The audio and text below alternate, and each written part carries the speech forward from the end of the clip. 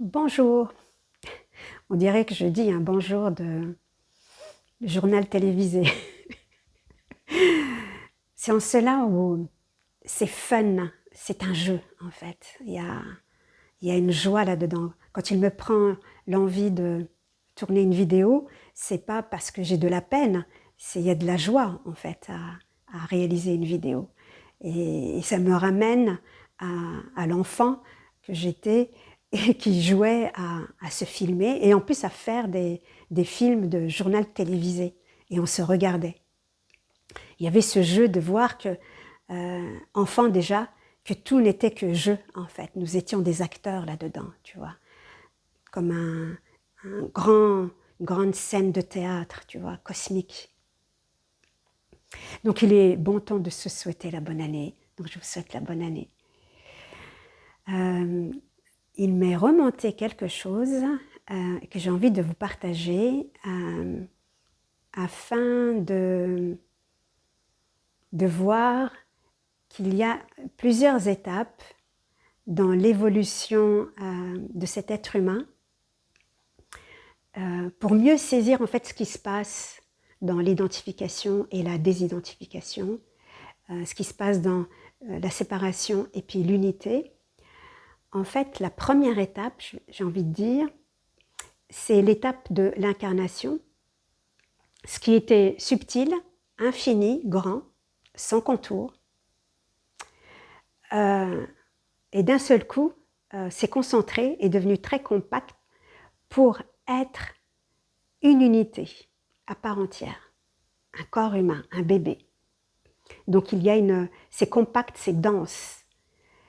C'est l'infini qui se fait tout petit. Et cet enfant va grandir et il est soutenu par des parents. Les parents, eux, ils ont développé un psychisme. Ils ont développé une capacité à survivre. Et c'est eux qui vont venir en soutien à ce bébé qui n'a pas développé son psychisme. Il est dépendant en fait. Donc, première étape, il n'y a pas cette étape psychique. D'ailleurs, le bébé, pendant un certain temps, il fusionne avec la mère. Il ne se sent pas comme à part entière, qu'il y a une unité ici et une autre unité. Donc ce qu'il va opérer, en fait, petit à petit, il va développer son aspect psychique, mental. Et qu'est-ce qu'il va faire? Il est en état de répulsion, c'est-à-dire qu'il doit se séparer de sa mère et de tous les objets pour se particulariser, pour se spécifier, pour évoluer en tant qu'une entité à part entière. Et ça, c'est le plan de Dieu.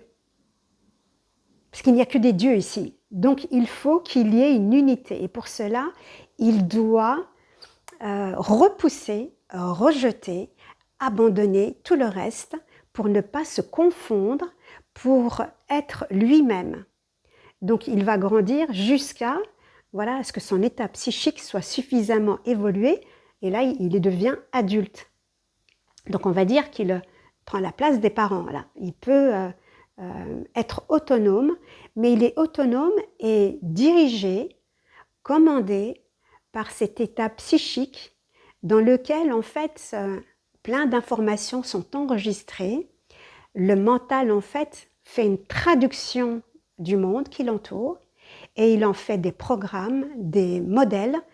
Il y a des schémas qui sont implantés et qui lui permettent de vivre de manière automatique.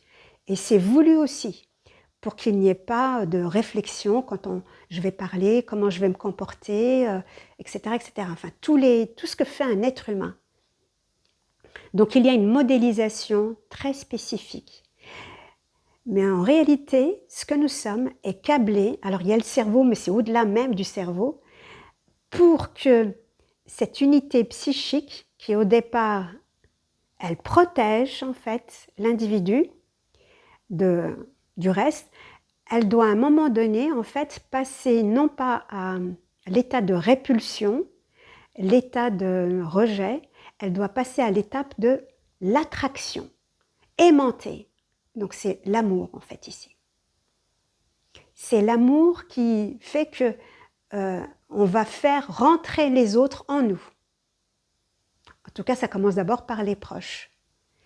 Donc on rentre dans un phénomène, voilà, où on va commencer à laisser l'amour opérer, se laisser être touché.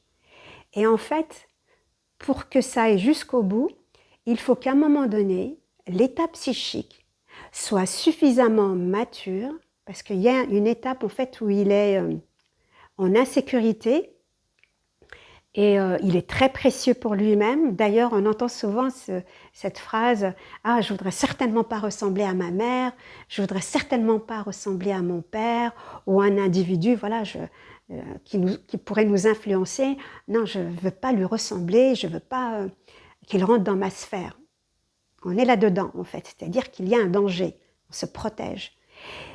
Mais il arrive un moment où cet esprit psychique ouvert devient de plus en plus clair. En fait, c'est la conscience là-dedans qui agit, qui lui permet en fait de cesser le rejet. C'est-à-dire qu'en fait, petit à petit, la barrière qui était construite quand l'individu est intégré, en fait, que toutes ses parts sont intégrées, en tout cas quasiment ses parts sont intégrées, parce que ça peut continuer plus tard, de se sentir suffisamment en sécurité, plus en danger, que personne ne peut fondamentalement en fait venir l'anéantir. Avant, il y avait cette histoire de « je ne veux pas être envahi ». Là, l'esprit psychique est suffisamment mature pour que ces barrières tombent, c'est-à-dire ce qui entoure l'individu, mentalement en fait, tombe, pour qu'il puisse fusionner avec tout.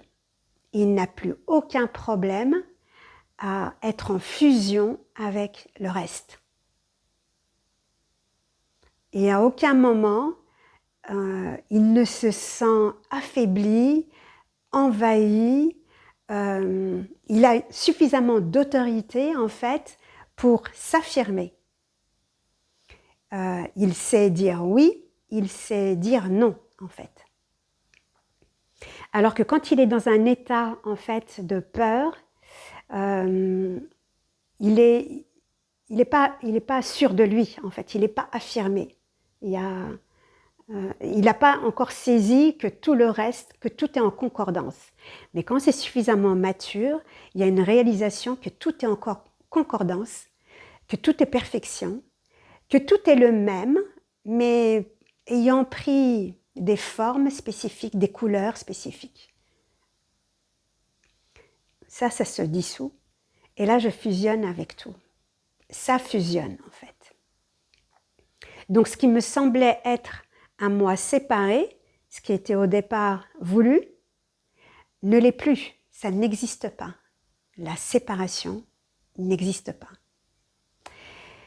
Et je voulais revenir, parce que je l'ai vu en séance avec quelqu'un, en fait, quand il y a cette part spirituelle qui cherche le soi, en fait, elle est juste, parce qu'elle vient en fait venir réaliser qu'on n'a plus besoin des frontières, de cette frontière psychique, de cet enfermement dans le mental en fait, parce que le psychisme, c'est le mental, mais pas que le mental. Quand il n'y a plus cette peur d'être envahi, d'être en danger, donc ça fusionne avec le tout. Et à ce moment-là, donc la séparation n'existe pas. Et je réalise que cette part spirituelle, en fait, qui était là, elle m'empêchait de vivre l'instant en totalité, parce qu'elle était, c'est le mental en fait, c'est la psyché, elle cherche autre chose. Mais en fait, elle est en train d'évoluer. Mais il s'agit de voir que cette part, elle t'empêche, si tu es dans cette quête, elle t'empêche d'être présent à l'instant. Parce que l'instant, c'est nous, c'est le maintenant en fait. Et en ce sens-là, on est séparé, on est divisé et on ne peut pas goûter sa complétude. Parce que l'instant, c'est ce qui est. C'est la fusion en fait, c'est l'unité. Mais si je suis séparée à chercher le soi, en fait, je ne peux pas être totalement ici. Tu vois ce que je veux dire? C'est-à-dire qu'il y a une déperdition d'énergie. Il y a une énergie de nous qui est ailleurs. Elle n'est pas là, en fait. Mais je ne dirais pas que ça n'est pas voulu, parce qu'il y a une intelligence à l'œuvre ici, dans cette part qui est en quête. Parce qu'elle est en train de tout remettre en question, de tout revoir, de remettre en doute ce qu'on croyait vrai, tu vois. Donc, il y a une intelligence à l'œuvre, et quand cette part a suffisamment, on va dire, travaillé, elle s'arrête. Et comme ça s'arrête, en fait, tu redescends quelque part, c'est-à-dire toute l'énergie, tu vois, tu es présent, en fait. C'est-à-dire que c'est toute l'énergie qui est présente ici et maintenant. Et il n'y a plus vraiment de distinction entre qui et qui, tu vois. Tout en ayant en même temps une certaine forme de distinction, d'unité. C'est-à-dire qu'il n'y a que des dieux ici, et en même temps, il n'y a que le un. On va dire qu'il y a plusieurs uns, comme s'il y avait plusieurs uns, et en même temps, il n'y a que le un. Mais ça aussi, c'est une étape, parce qu'en fait, on doit vivre cette histoire de séparation pour vivre ce que c'est que d'être humain. Même si, évidemment, il y a toute la souffrance qui l'accompagne. Et même cette souffrance, elle est voulue pour pas que l'on se maintienne dans la séparation. Pour que cette séparation, à un moment donné, nous fasse suffisamment mal pour qu'on la réfute pour réaliser l'unité. Donc, la séparation, c'est la même pièce, en fait, que la souffrance. Elles vont de pair, en fait. Donc, pour en finir avec la souffrance, c'est en finir, en réalité, avec la séparation. Et il n'y a personne, en fait, qui fait ça. Ça se termine de lui-même, en fait. Ça se dissout de lui-même. Le voile tombe, le rideau tombe, en fait. Et pour réaliser, bah, c'est l'unité. C'est-à-dire que là, en fait, tu vois, ce qui était avant enfermé, je me protège parce que je ne veux pas être attaquée, je ne veux pas qu'on envahisse mon territoire, là, c'est terminé. Il n'y a plus ces idées-là qui courent, il n'y a plus cette pensée-là qui tourne. Je suis ma mère. Ma mère ici, que je mettais de côté, parce que, voilà, très différente de moi, en fait, je réalise, je suis aussi ma mère. C'est beau. Il n'y a même plus d'idée de compassion, de pardon, tu vois, c'est un tout, en fait. Et quand je dis je suis ma mère, je suis aussi un arbre. Et l'art, pratiquer l'art, c'est vraiment, je trouve, un super pointeur, parce que ça vient nous toucher et surtout ça vient couper le mental, ça nous retire de cet espace psychique pour descendre vers les tripes, tu vois, vers le hara, vers le cœur et vers le hara. Quand je chante, je suis le chant, en fait. Petit à petit, en fait, quand je chante, je suis le chant. Quand je fais un dessin, je suis le dessin. Moi, j'adore dessiner, par exemple, des visages, et quand je dessine les yeux et que je gomme un œil, c'est moi, en fait, qui suis le visage, et je suis un œil qui dit « Oh, je suis borgne, fais-moi l'autre œil. » Tu vois, il y a comme un dialogue comme ça, je ne peux pas l'expliquer. C'est incroyable, je me vois en train de dessiner enfin, je me vois en train de dessiner, je suis le dessin en fait, parce qu'il n'y a pas le mental, il n'y a que le mental pour créer la séparation. C'est le psychisme qui va créer la séparation. Sans lui, quand je suis vraiment concentrée dans le dessin, je réalise en fait je suis le dessin. Je suis cela que je suis en train de faire. Et en cela, il y a la joie en fait. Il y a une joie. On est en train de s'explorer.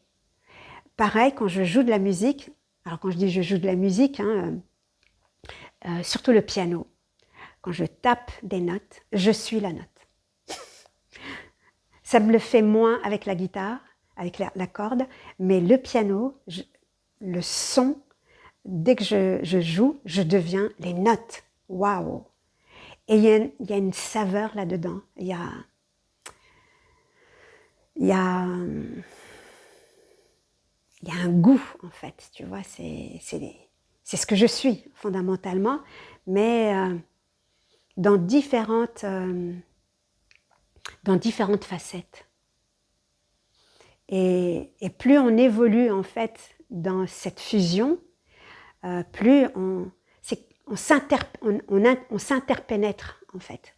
Mais pour s'interpénétrer, il ne faut pas qu'il y ait de barrière.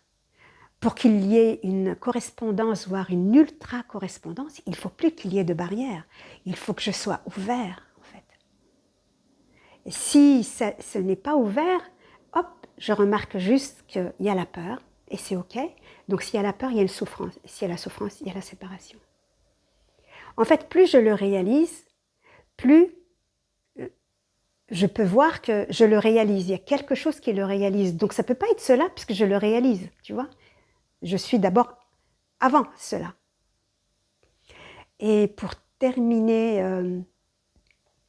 un point qui peut t'aider, c'est le fait que dès que tu entends le blabla, en fait, souvent, on a tendance à pointer du doigt la situation, l'événement, ce qui se passe, que ce soit à l'intérieur de nous, à l'extérieur de nous.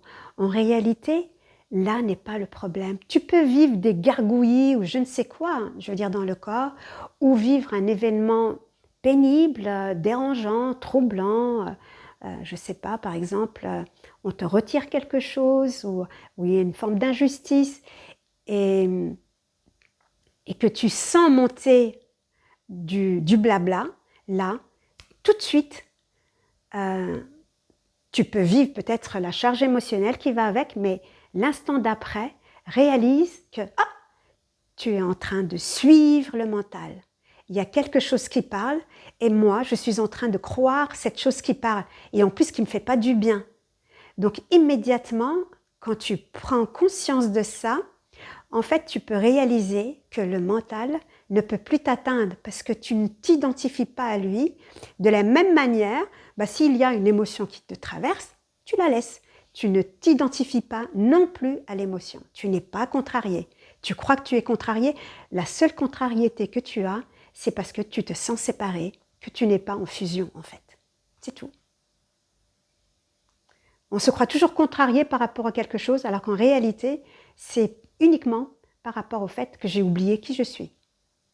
Donc dès que le mental... Alors je ne parle pas d'une pensée qui traduit quelque chose de ce qui est, et voilà, qui est utile, mais si c'est quelque chose où tu sens que c'est en train de parler, pour X raisons, même si tu crois que c'est valable, remarque-le tout de suite. Et si tu le remarques, ça veut dire que ce n'est pas toi. Mais que tu as pris l'habitude de croire que c'était toi. Mais c'est juste des parts de toi. Mais tu croyais que tu étais ces parts. Non. Ces parts s'expriment, ok, tu les vois. Donc si tu les vois, tu n'es pas elle et tu n'es pas obligé d'abonder dans ce qu'elle raconte. Et du coup, de subir des émotions et du coup, de subir des contractions, parce que forcément, ça tombe dans le corps. Il y a la pensée, tout de suite, il y a une émotion qui va avec et tout de suite, ça fige le corps, ça le contracte.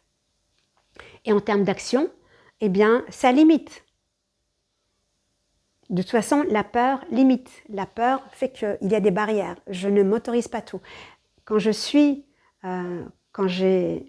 mon état psychique est suffisamment mûr pour se fondre, en fait, il réalise qu'il est dans le tout, en fait. C'est-à-dire que le mental, il peut exister. Mais il est compris dans le tout. Tout est inclus, en fait. Et tout ce qui n'a pas lieu d'être, tout ce auquel je ne prête pas mon attention, va se dissoudre. Tout vient de mon attention, en fait. Donc au départ, on va dire que je suis un petit bout de chou et il y a mon maître, mes parents. À un moment donné, c'est moi qui deviens le maître, mais en réalité, le maître, c'est le mental, c'est l'état psychique et c'est OK, avec mon système d'appartenance, etc. Et à un moment donné, je réalise, parce que je suis suffisamment mûre pour que le maître mental lâche la main et laisse place au maître cosmique, le maître divin, qui est toujours nous. Donc effectivement, on peut dire qu'il y a une mort ou des morts, mais en fait, on revient à qui nous sommes en réalité, mais on revient à qui nous sommes autrement, puisque là, on accepte le jeu humain, on accepte cette simulation. On découvre, on explore qui nous sommes. Et on réalise que tout ceci est en moi, donc je l'ai choisi. Donc je le désire. Quand bien même il y aurait plein de choses qui ne correspondent pas à ce que j'aime, à ce que je veux, je l'ai choisi. Parce que si je pars du principe que je ne l'ai pas choisi et j'en veux pas, alors je suis en train de me mettre en difficulté, en obstacle avec moi-même, en fait, parce que je suis en train de nier qui je suis. Non, j'accepte l'état des lieux, en fait. Et c'est parce que je choisis l'état des lieux, tout ce qui est, que petit à petit, en fait, le maître que je suis, fondamental, va permettre à ce que tout se réaligne, pensée, émotion et le corps physique.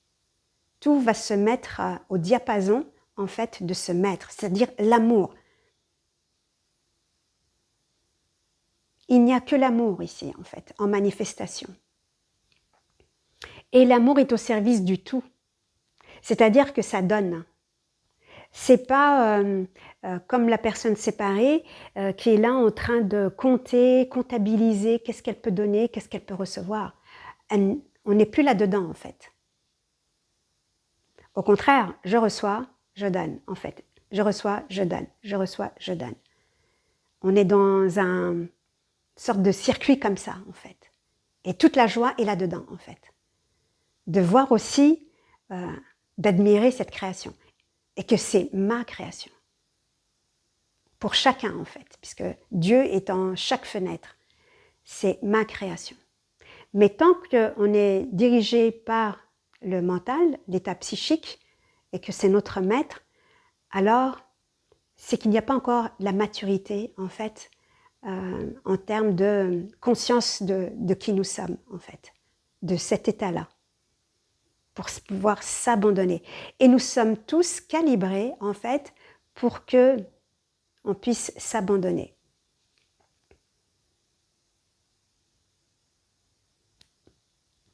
Et tout est question de maturité. Et tout est question d'amour, en fait, d'innocence. C'est pour ça que la pratique du dessin ou d'un chant ou de la danse peut être vraiment une aide à se détendre. Et dans cette détente, en fait, on quitte le mental pour aller vers quelque chose de plus organique, de plus concret même, j'ai envie de dire. Parce que le mental, c'est pas concret, on ne peut pas le saisir, en fait. Et en pénétrant vraiment nos tripes, il y a une boussole, en fait, le cœur qui peut vraiment nous aider, en fait, à décloisonner là où on est enfermé et à se faire confiance, à s'aimer suffisamment pour s'abandonner à ce que nous sommes réellement, en fait, pour ensuite réembrasser l'humain que nous sommes, mais tout en sachant que nous sommes le tout. Donc, évidemment, mes comportements vont changer, mes relations vont changer, enfin, il y a plein de choses qui bougent, mais ça se fait naturellement, en fait. Il n'y a pas de... Il n'y a rien à forcer, en fait. Il n'y a rien à critiquer. Mais c'est vrai que la phase cruciale qui est de regarder toutes ces critiques vis-à-vis de nous-mêmes et vis-à-vis des autres, elle est cruciale Parce que tant qu'on est embarqué là-dedans, on est dans une boucle. On ne peut pas en sortir. On ne peut pas voir que nous sommes distincts du mental. Puisqu'on est vraiment liés, comme on a fait un pacte avec lui. Mais ce sont des schémas qui nous ont servi, des modèles qui nous ont servi, mais qui maintenant sont obsolètes en fait. On peut les remercier pour passer en fait à l'étape supérieure, au moi supérieur, pour embrasser le tout, être embrassé par le tout et sentir pleinement l'instant, vivre pleinement l'instant. Donc là, je ne suis plus attachée à un calendrier, je ne suis plus attachée à quoi que ce soit en fait, et en même temps, je suis attachée à tout. Je ne possède rien et en même temps, je possède tout. Et on rentre dans le champ des possibilités. Parce que quand on est enfermé, on est limité, on est dans la séparation, dans la crainte. Quand on sort de là, on découvre le champ des possibles, en fait. Que tout ce que je croyais, voilà, pas possible, par exemple, même le dessin, hein, de se dire « Ah, mais je ne sais pas dessiner, je ne peux pas aller vers ça », là, c'est la preuve que tu es dans ce champ de limitation. Alors qu'un enfant de 2 ans, il gribouille. Il fait le chaos, en fait, parce qu'à la base, c'est le chaos. Dieu a créé le chaos, part du chaos pour l'ordre. Donc l'enfant qui dessine un gribouillis, il est en train d'exprimer quelque chose de très précis. Il parle de lui, en fait. Il n'y a pas de forme. Il est un tout, en fait, indivisible. C'est pour ça qu'il ne peut faire que des gribouillis, tu vois. Et plus il avance, plus il commence à discerner les formes. Parce que son état psychique commence à créer des limites. C'est beau. Je crois que j'ai tout dit. Je t'embrasse.